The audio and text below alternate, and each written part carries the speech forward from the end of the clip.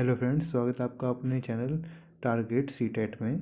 तो इसमें आज आपके लिए मैं लेकर के लाया हूँ प्राइमरी लेवल का फर्स्ट पेपर जो होता है उसके अंदर हमारा एनवायरमेंटल स्टडीज़ जो होते हैं, पर्यावरण अध्ययन। इसमें फ्रेंड्स 30 क्वेश्चंस आते हैं और 15 क्वेश्चन इसके अंदर पेडागोजी से आते हैं और 15 क्वेश्चन एनसीईआरटी से आते हैं। फर्स्ट टू फिफ्थ के एनसीईआरटी जो है उससे रिलेटेड आता है। तो मैं आपके लिए फर्स्ट क्वेश्चन लेकर के आया हूँ जो आपका इस प्रकार है। कोई व्यक्ति 29 नवंबर 2019 को एक एक्सप्रेस ट्रेन में सूरत गुजरात से नगरकोट केरल जाने के लिए यह ट्रेन सूरत से 19:50 बजे निकली और 1 दिसंबर 2019 को 11:50 बजे नागरकोइल पहुंची। यदि सूरत से नागरकोइल के बीच की ट्रेन मार्ग की दूरी 2120 किलोमीटर है तो इस यात्रा में ट्रेन की औसत चाल थी। तो फ्रेंड्स, ये जो क्वेश्चन है ये हमारा क्वेश्चन वैसे तो मैथ में होना चाहिए था, लेकिन ये ईवीएस में इन्होंने डाल रखा है। तो इसमें फ्रेंड्स एक आपका फॉर्मूला लगेगा। आपने सुना होगा, पढ़ा होगा पहले बचपन में, चाल बराबर दूरी बटे समय। ठीक है फ्रेंड्स, ठीक। तो फ्रेंड्स इसमें हमारा यही फॉर्मूला लगेगा। तो speed equals to distance upon time. ठीक है फ्रेंड्स, तो इसके अंदर हमें सबसे पहले ये दे रखा है, हमें सबसे पहले इन्होंने डिस्टेंस दे रखी है 2120 किलोमीटर। ठीक है, और इसके अंदर जो है हमें इन्होंने समय दिया है। देखिए ये बता रहा है 1 तारीख, ये बता रहे हैं 29 नवंबर 2019। 29 नवंबर से यात्रा शुरू होती है और ये 1 दिसंबर को पहुंचते हैं। तो 29 से लेकर के 1 के बीच में कितने दिन आते हैं? 29, 30 और 1 तारीख। ठीक है, तो 29 से लेकर 30 तक, 19 शाम का मतलब 7:50 से लेकर के अगले 30 तक हो गए 24 घंटे। 24 घंटे हो गए हैं। ठीक है, और उसके बाद जब ये 7:45 हो गए तो हम इसको 12 कर लेंगे प्रॉपर करने के लिए। तो 12 करने के लिए इसके अंदर हम क्या करेंगे, 4 घंटे ले लेते हैं और 15 मिनट हमारे पास ये ऑलरेडी एडवांस में है जो हमारे ये निकल रहे हैं। ठीक, फिर हमें 11:30 इसमें जोड़ देंगे। 11.45 अगर हम इसमें जोड़ेंगे तो फ्रेंड्स हमारे 40 आ जाएगा। ठीक है, और जब हम 2120 को 40 से डिवाइड करेंगे तो हमारा आएगा 53। इसका आंसर जाएगा 53, आंसर जाएगा फ्रेंड्स इसका। चलते हैं हम नेक्स्ट क्वेश्चन की तरफ, जो है हमारा 62 नंबर। निम्नलिखित में से कौन अंतर्राष्ट्रीय ख्याति प्राप्त वेटलिफ्टर है? फ्रेंड्स, जैसे आपने एनसीईआरटी में पढ़ा होगा, सुनीता विलियम्स ये हमारे स्पेस में गई थी, ये नहीं है। बिजेंद्र पाल इन्होंने जो है माउंट एवरेस्ट पे चढ़ाई करी थी। और कर्णम मल्लेश्वरी, इसका सही आंसर है कर्णम मल्लेश्वरी, जो अंतर्राष्ट्रीय वेटलिफ्टर हैं। फ्रेंड्स, तो इसमें नेक्स्ट क्वेश्चन है हमारा, नीचे दिया गया कौन सा एक समूह जड़ों का है? जड़ों का समूह फ्रेंड्स, इसमें देखिए चुकंदर होती है, लेकिन चुकंदर जड़ है, लेकिन अदरक और आलू जो है ये तना होता है, तो ये नहीं होगा। इसी प्रकार गाजर जड़ है, हल्दी तना है, अदरक तना है, ये भी नहीं होगा। शकरकंदी जड़ है, मूली जड़ है, हल्दी तना है, ये नहीं होगा फ्रेंड्स। लेकिन गाजर, चुकंदर, मूली ये बिल्कुल सही हो जाएगा आपका। चलते हैं नेक्स्ट क्वेश्चन की तरफ, जो है हमारा 64 नंबर। राजस्थानी ओक नाम का एक पेड़ जो पाया जाता है फ्रेंड्स, ये पाया जाता है ऑस्ट्रेलिया में। इसकी जड़ें काफ़ी लंबी होती हैं। इसकी जड़ें 250 से 300 फीट ज़मीन के अंदर चली जाती है और ये तने के अंदर पानी इकट्ठा कर लेता है। और इसको काट करके ये जब वहाँ पे सूखा पड़ता है फ्रेंड्स, तो वहाँ के लोग इसके तने में पाइप डाल करके इसका पानी लेते हैं। तो फ्रेंड्स चलते हैं न्यू क्वेश्चन की तरफ, जो है हमारा 65। 65 क्वेश्चन फ्रेंड्स हमारा इस प्रकार है कि इसके अंदर हमारे पे एक क्वेश्चन दिया गया है, ये नेपिथिन्स वह पौधा है जो शिकार करता है के विषय में नीचे दिए गए कथन का विचार कीजिए।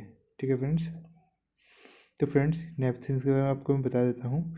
ये पहला ऑप्शन है इसके अंदर, जो यह पौधा ऑस्ट्रेलिया और इंडोनेशिया और भारत में मेघालय में पाया जाता है। बिल्कुल ठीक है। इसका आकार घड़ी जैसा होता है और इसका मुंह पत्ते से ढका होता है। बिल्कुल ठीक है फ्रेंड्स। यह केवल छोटे कीट मकोड़ों को फंसाकर उनका शिकार कर सकता है। फ्रेंड्स ये गलत हो जाएगा, क्योंकि ये केवल छोटे कीट मकोड़ों को न होकर के छोटे जीव और कीट मकोड़े आएगा इसके अंदर, छोटे जीव और कीट मकोड़े।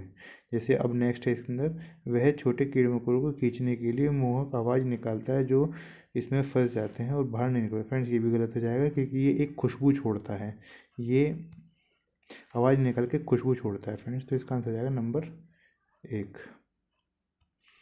तो हम नए क्वेश्चन की तरफ चलते हैं, जो है हमारा, भारत की आज़ादी में महात्मा गांधी ने जिस दांडी समुद्र तट तक अपनी प्रसिद्ध यात्रा की थी वह भारत के नीचे दिए गए किस राज्य में स्थित है। फ्रेंड्स इसे आपको पता होगा, आप आइडिया भी लगा सकते हैं। एनसीईआरटी का डायरेक्ट क्वेश्चन इसमें पूछा गया है। इसका आंसर गुजरात हो जाएगा। गांधी जी गुजरात से थे। सिंपल, ये दांडी मार्च जो होता है गुजरात में हुआ था। तो फ्रेंड्स न्यू क्वेश्चन लेते हैं हम इसके अंदर 67। उच्च ज्वर, तेज बुखार के साथ कपकपी जिसका उपचार सिकोना पेड़ की छाल से किया जा सकता है, वह होगा फ्रेंड्स मलेरिया। तो फ्रेंड्स चलते हैं हम न्यू क्वेश्चन की तरफ।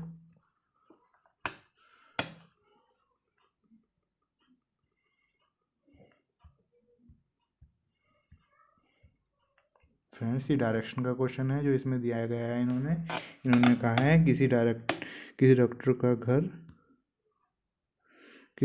घर एक्स पर स्थित है। ठीक है फ्रेंड्स, इसको करने के बाद सबसे पहले हम क्या करेंगे, एक डायरेक्शन का चार्ट बना लेते हैं। उससे हमें बहुत ईजी पड़ता है। नॉर्थ, साउथ, वेस्ट और ईस्ट। ठीक है फ्रेंड्स, ये बोल रहे हैं एक डॉक्टर है, इनका घर एक्स पर स्थित है। कोई बिंदु मान लो, ये हमारा एक्स है, ये हो गया हमारा एक्स, और उसका अस्पताल वाई पर स्थित है। ठीक है, डॉक्टर घर से बाहर जाने के लिए कोई सीधी सड़क नहीं है। ठीक है, अतः डॉक्टर पहले ए पर जाता है जो ठीक पूर्व की तरफ जाएगा फ्रेंड्स, पूरा ईस्ट की साइड जाता है, जो है हमारा 600 किलोमीटर। देन दूरी चलने पर वह बी की ओर मुड़ जाता है, जो दक्षिण में है। दक्षिण में फ्रेंड्स हो जाएगा साउथ। ये 450 दक्षिण में चला जाता है। ये तुम्हारा ए पॉइंट है, ये हमारा बी पॉइंट है, चला जाता है। फिर वह सी की ओर जाते हुए बी से पश्चिम की ओर बी से 120 जाता है सी तक। अंत में वाई पर उसका अस्पताल, यहाँ पर फ्रेंड्स उसका अस्पताल भी आ गया है। ये बताइए कि उत्तर से 90 किलोमीटर की ओर जो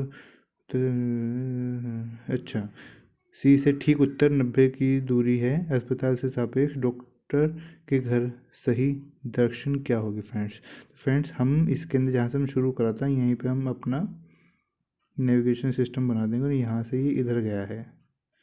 तो फ्रेंड्स किधर होगा हमारा, ये पड़ेगा हमारा इस डायरेक्शन में, साउथ।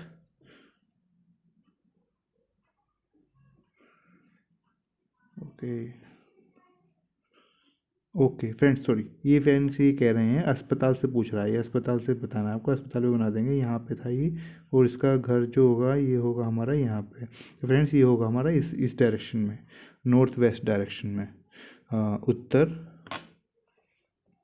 उत्तर पश्चिम दिशा में होगा फ्रेंड्स ये। ठीक है, चलते हैं हम नेक्स्ट क्वेश्चन की तरफ, जो है हमारा 69। फ्रेंड्स इसमें ये डाल देते हैं क्वेश्चंस, ये क्वेश्चंस होते तो मैथ्स के हैं, लेकिन ये इसमें डाल देते हैं। फ्रेंड्स इसमें आएगा हमारा चेराव नाच कहाँ के लोग करते हैं। चेराव नाच कहाँ के लोग करते हैं फ्रेंड्स। चेराव जो होता है ये जब करता है जब एक फसल होती है मिजोरम में, और उस वक्त जब ये फसल कटती है तो ये लोग चेराव पे का डांस करते हैं।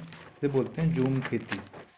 झूम खेती के फ्रेंड्स मैं आपको बारे में बताना चाहूँगा। झूम खेती बहुत इंपॉर्टेंट है और झूम खेती से क्वेश्चन बन जाते हैं। फ्रेंड्स झूम खेती में क्या करते हैं किसान लोग, ये क्या करते हैं, ये जो उनकी फसल होती है, क्योंकि जब फसल उगाते हैं तो उसकी उर्वरक क्षमता कम हो जाती है, तो ये क्या करते हैं, फसल काटने के बाद उस खेत को एक साल ऐसे ही छोड़ देते हैं। तो उसके बाद क्या होता है, उसको खरपतवार जो पैदा होती है उसे बिना काटे जला करके उसे छोड़ देते हैं। चलिए मैं आपको बता ही देता हूँ इसके बारे में। झूम खेती का तरीका बहुत अलग है। यह फसल काटने के बाद ज़मीन को कुछ साल तक ऐसे ही छोड़ देते हैं, उसमें खेती नहीं करते। इस जगह जो बांस या जंगल उग जाता है उसे उखाड़ते नहीं हैं, बांस काट कर जला देते हैं। यह राख ज़मीन में खाद का काम करती है। ज़मीन को जलाते हुए आसपास के पेड़ न जलें, जंगलों को नुकसान न पहुँचे, इसका ध्यान रखना पड़ता है। फिर जब इस ज़मीन में खेती की बारी आती है तो ज़मीन को जोता नहीं जाता, मिट्टी को हल्के से हिलाकर बीज छिड़क देते हैं। एक ही पेड़ में अलग अलग तरह के बीज जैसे कई मकई, सब्जियां, मिर्च, चावल बो जाते हैं। फसल के समय भी अनचाही घास और पौधों को उखाड़ते नहीं हैं, उन्हें गिरा देते हैं ताकि वे ज़मीन में मिट्टी में मिल जाएं। इससे भी ज़मीन की उपजाऊता बढ़ती है। मुख्य फसल चावल ही होता है कि फ्रेंड्स मिजोरम में मोस्ट ऑफ चावल ही खाए जाते हैं। फसल पकने पर गांव में सबसे बड़ा त्योहार मनाया जाता है और चेराव नाच भी करते हैं। इस नाच में ज़मीन पर बांस की डंडी लेकर दो दो लोगों को जोड़ी आमने सामने बैठते हैं, ढोल की ताल पर डंडियों की ज़मीन पर पीटते हैं।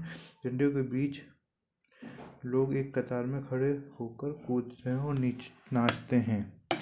और स्थानांतरित खेती या झूम खेती उत्तर पूर्वी पर्वतीय और आदिवासी क्षेत्रों में की जाती है। इसे जनजातीय कृषि भी कहा जाता है। झूम खेती मिजोरम में होती है। मिजोरम का मुख्य फसल चावल है। मिजोरम में 3/4 लोग जंगल में रहते हैं। यहाँ खेती की लॉटरी निकलती है। ज़मीन को साझा मानकर सभी लोगों को बारी बारी उस ज़मीन पर खेती करने का अवसर मिलता है। मिजोरम में मिजो भाषा बोली जाती है। मिजोरम में बांस के बर्तन बनाए जाते हैं। जिस मैदान में एक टीन बीज बोया जाता है उसे एक टीन ज़मीन बोलते हैं। ठीक है फ्रेंड्स, इस आपके लिए इतनी जानकारी काफ़ी होगी। मैं आपको नेक्स्ट क्वेश्चन बताता हूँ।